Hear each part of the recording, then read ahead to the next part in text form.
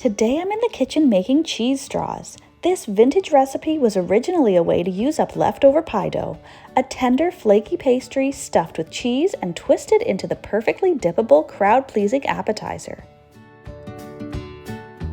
I'm Rebecca and welcome to the kitchen. This is how I make cheese straws. First, I'm going to get my dough ready.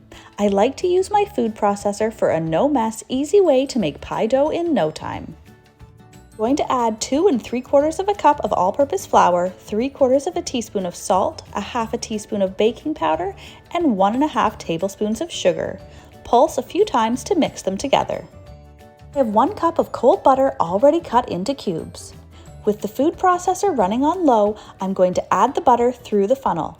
As soon as all the butter is added in, stop the food processor so you don't overmix the dough.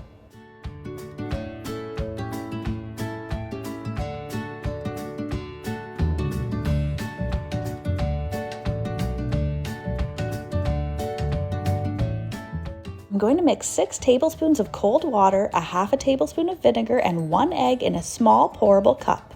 With the food processor on low again, pour this mixture through the funnel. In a few seconds, the dough should come together. If after a few seconds the dough is still dry, add a little bit more water until it clumps together. As soon as this happens, stop the food processor. I'm going to let the dough rest about 10 minutes and then roll it out thinly into a rectangle. Sprinkle cheese over half of the rectangle. I'm using cheddar for mine, but feel free to use your favorite cheese. You can add any spices at this point as well.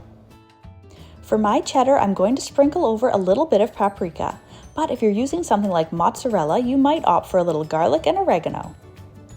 Fold the dough over to encase the cheese and press the edges to seal everything in.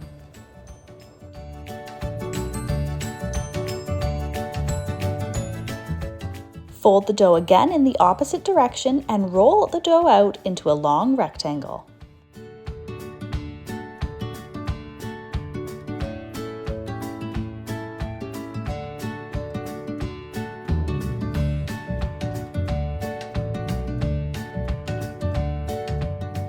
Cut the dough into strips about 1 inch or a few centimeters wide.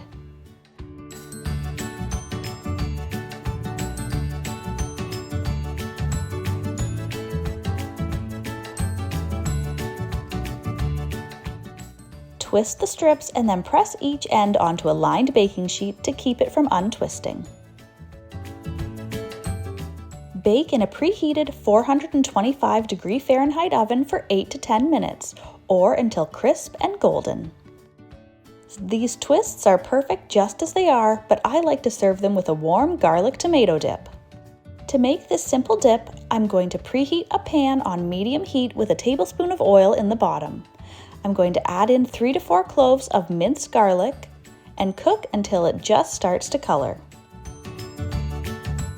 Now I can add in 8 to 10 cherry tomatoes that I've just cut in half. Cook, stirring occasionally until I have a thick sauce. I can then remove it from the heat, season with salt and pepper, and add in 1 tablespoon of balsamic vinegar. Serve this warm on the side of your rich, flaky cheese pastries for the perfect crowd-pleasing appetizer.